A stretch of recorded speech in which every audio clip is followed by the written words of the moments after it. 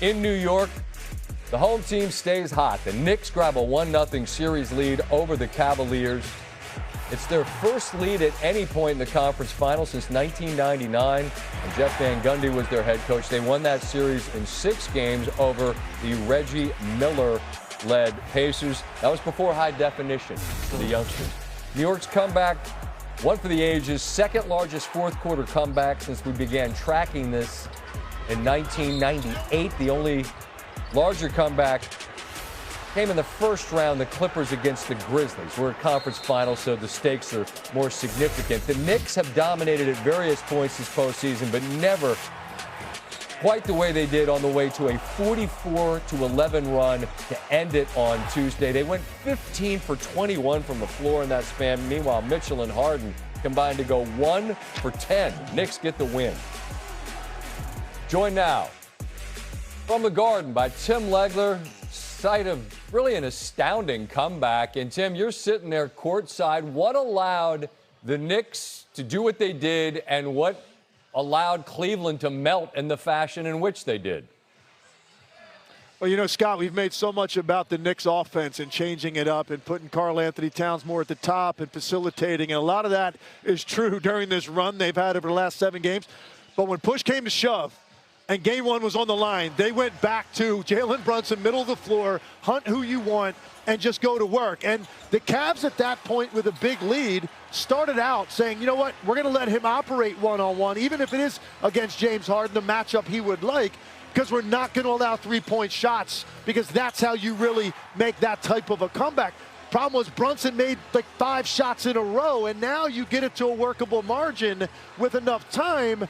The decision to double team then comes. It opens three-point shooters. It opens drives for OG Anunoby out of the double team. So really, it all comes down to Jalen Brunson unlocking the Knicks offense and doing it really single-handedly, and then just reading it from that point on. This was a superstar putting a team on his back, refusing to accept that they were going to lose this game. I'm with that, but on the other side, you have a superstar in Donovan Mitchell, and it felt like Cleveland didn't look to him. I don't get that. What do you make of that seeming absence from Mitchell? And more than anything, it was that he wasn't the guy that had the ball in his hands a lot. Well, I think he got his ankle rolled up on late. I don't know if that was a factor. He was still on the court, but it was bizarre to me, if he's on the floor, that you're not initiating with him. He had an efficient night the entire night, and he's coming off of a game 7 in which he played incredibly well. So that's where you go. That's your star. I know you've got James Harden as well, but James Harden did not have a night where he was scoring the basketball. He was turning it over a little bit. He can still break you down. But when you see that game start to get away from you, to me, it's got to be in the hands of Donovan Mitchell, and let him go decide how this game is going to end offensively for the Cavs. They just didn't get there. And then I'm going to tell you, I did see some three-point shooters across the board for the Cavs look tight on some of those looks that they had that really could have stopped that Knicks run and stalled some of that momentum. They didn't look comfortable. Seemed like they wanted the clock to run out once they had that big lead, and the aggressive mindset shifted to the Knicks. They smelled it, they went after it, they got it. Yeah, it felt like Mike Breen might have had the bang halfway loaded, but Merrill's shot comes out, and New York rides the momentum to a victory. They game 1. Tim, appreciate the time. Visit with you throughout the series. Thank you. No doubt, Scott. You got it. Some other significant news from the NBA. Jason Kidd out as Dallas Mavericks head coach. Mutual parting of the ways is how the departure is being framed. New president Masai Ujiri and new GM Mike Schmitz are now starting over. Ujiri saying, quote, "We believe this is the right moment for a new direction for our team." Now, I rarely buy any relationships end being described as a mutual decision, but to some extent here I do. After Kidd expressed a desire to be considered for the front office and was frozen out, he could see the Mavericks' future wasn't going to include him. When Ujiri was not definitive, I should say, keeping him when he was introduced a couple of weeks ago, that said it all. Finals run in 24 feels like a lifetime ago. Bringing in a new president and GM affords what feels like the need, frankly, to rebrand after everything that happened last year with Luka. They do get Cooper Flagg in the draft. They wait for Kyrie to get healthy. They got a pair of first-round picks this year in a draft that's loaded. So that's the good news. But it will be an uphill climb because the Western and the Cavaliers. SportsCenter on the road will get you ready as Kevin Nagan is here live courtside with the Hall of Famer. Michael Wilbon soon to join us. Christine Williamson live from Bristol. Christine, we cannot wait for tonight's basketball game. Yeah, I have a little bit of FOMO, I'm not going to lie. Hello, Kevin. Also tonight on the show, we have reaction to Wemby making history last night in OKC and Ravens OTA starting without Lamar Jackson. But we start things out there in MSG, Kev. Christine, I'll keep an eye on Celebrity Row for you, and we'll look for Spike Lee. He's been courtside at MSG since 1985. He's got to be feeling really good about these Knicks. They've won 7 straight and crushing opponents by 19 points per game in the postseason. Plus, they've had 9 days to rest, and they're facing a Cavs team that just beat the Pistons in Game 7 on Sunday. That was about 45 hours ago, and as promised, the Hall of Famer Michael Wilbon joining us now. Kevin? When you look at this Knicks team, they were loose. They were feeling good. They were riding a wave, right? Then they get a break. The Cavs are coming off 2 back-to-back 7-game series. Where do you give Cleveland some hope here coming in tonight to try to steal one? Well, one, when you win games 5 and 7 on the road in Detroit, that's got to give them, if not absolute momentum, certainly some confidence in what they're doing. I think their bigs, Allen and Mobley, are going to be the key. I know everybody wants to talk about the dynamic scoring backcourt. I get it. And those guys can produce and probably need to produce. They can give you 70 points between the two of them. But still, it seems to be Allen and Mobley who really unlock Cleveland. We saw that on the road, particularly in each series in Toronto. We saw it on the road a few days ago against Detroit. But, Kevin, I think this is going to be a little bit more like the beginning of the Philadelphia series than Cleveland folks would like to hear. Oh. Yeah, you're coming off a tough series. You don't have a lot of time to rest or gather yourself. Rest versus rust, I get it. I can see the Knicks behind. Okay, so they're down 6 or 8 points at halftime. I think the Knicks are at a distinct advantage in terms of that rest, planning, keeping Cat involved. They got some time to come up with some new wrinkles for Cleveland and that sort of tag team defense they've got.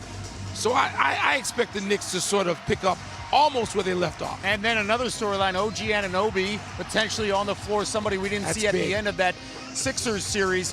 For the Knicks, the last time they were in the finals, the NBA Finals, 1999. It's been a while. It's been a while. You're familiar with that. I was here. Yeah, exactly. What opportunity lies in front of Jalen Brunson and this team right now, considering that title windows are so small in this league? Well, they're small in this league. I'm glad you mentioned it. And they're even smaller when you look out toward Texas, right? You might want to get now what you can get and be greedy about it. Look, the Knicks are good enough. We've seen that these last 7 games to beat anybody in the league. Even San Antonio or Oklahoma City, if they're on. Yeah. But do I expect that sentence to always be true over the next 7 to 10 years? No. So what's at stake for Brunson and Cat and the New York Knicks nation? Yeah. Since they're still talking about 1973. I was not here for that. I was at home watching as a young teenager on television. But everything's at stake for the Knicks. And anybody that looks out and sees San Antonio and Oklahoma City and goes, my goodness, even if Oklahoma City, let's say they lose this series or they lose in the finals, how many draft picks? We were just talking about this. 13 first-rounders. First-rounders and second-rounders is like a total of like near 30. Yeah. And San Antonio's got what you see right now. Everything's at stake for these Knicks, but just sort of keeping this going, winning the Eastern Conference. They're the best team in the Eastern Conference right now, but they got to cash in on this chance. It's a natural segue to what we witnessed last night. And everybody's talking about the Knicks in town, but if you're an NBA fan, everybody's talking about what we saw from a 22-year-old Victor Wembanyama. Youngest guy to put up 40 and 20 in an NBA playoff game, but it's not really about the number. How would you describe what you witnessed in double overtime for the Spurs to get that game won? It was historic greatness. When you're on lists that only include Shaq and Wilt, which a couple of these lists do. I mean, that it's an amazing thing. And what he did was, I just said, it's the human drama of athletic competition. Put the numbers away, other than the 40 plus and 20. Okay, fine, we know those. But just look at what Wembanyama did that no one of his size has ever been asked to do or could do. The defense, there's a great stat. Brian Windhorst came up with it, I think, this morning.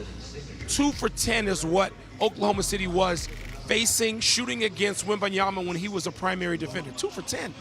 They only confronted him 10 times in a double overtime game.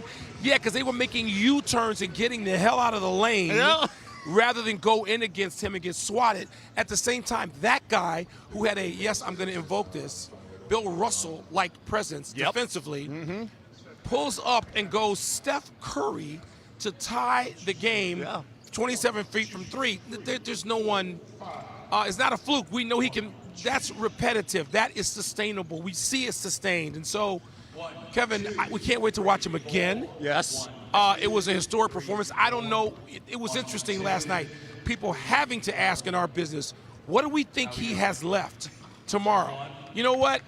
I got to see him diminished because I don't believe it at this point. We've seen enough. The sample size is large enough to think this kid's got more. It's unbelievable. He's got an encore in him. Yeah, at 49 minutes playing in double overtime, we saw Bill Russell on the defensive side. We saw Wilt Chamberlain on the offensive side. Good luck, Oklahoma City. Michael, thank you for joining us. Kevin, thanks for having me. All right, we're going to continue our live coverage here. Sports Center on the road here, live from Madison Square Garden. Landry Shamet getting ready from the outside. It's quiet right now.